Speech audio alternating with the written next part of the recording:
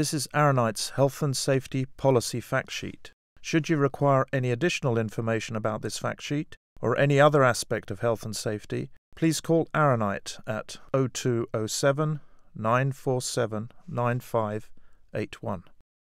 Although there are systems and guidance on health and safety management, the strict legal requirement for a written health and safety policy remains enshrined in the Health and Safety at Work Act, which states that it shall be the duty of every employer to prepare and, as often as appropriate, revise a written statement of his general policy with respect to the health and safety at work of his employees and the organization and arrangements for carrying out that policy, and to bring the statement and any revision of it to the notice of his employees.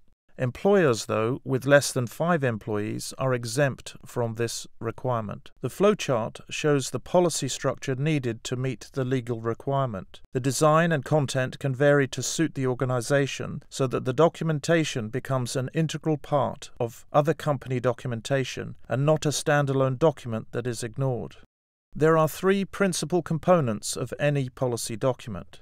Firstly, a policy statement of general health, safety, and welfare policy. This should be a statement of the organization's overall commitment to good standards of health and safety. The statement should accept the health and safety duties of the Health and Safety at Work Act placed on the employer and employees, and reference can be made to the duties of the management of health and safety at work regulations for the effective planning, organization, control, monitoring, and review of health and safety protective and preventative measures.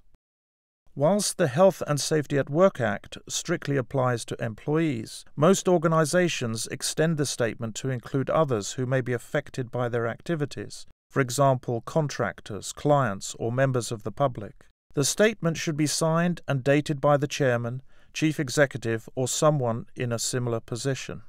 The second component is the organization and health and safety responsibilities needed to make the policy work. The health and safety organization may be shown in chart form, together with a brief description of the executive authority of the individuals identified with health and safety responsibilities. The health and safety responsibilities of each manager and employee across the organization should be clearly identified. This may include the general responsibilities of all managers and employees, together with specific health and safety roles, such as the board member with health and safety responsibilities, health and safety advisor, facilities manager, human resources manager, and the health and safety committee members, if relevant.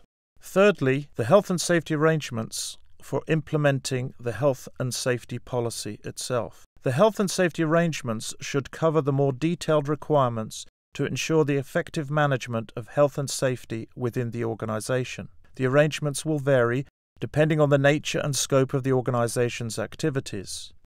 Organizing the arrangements alphabetically is common.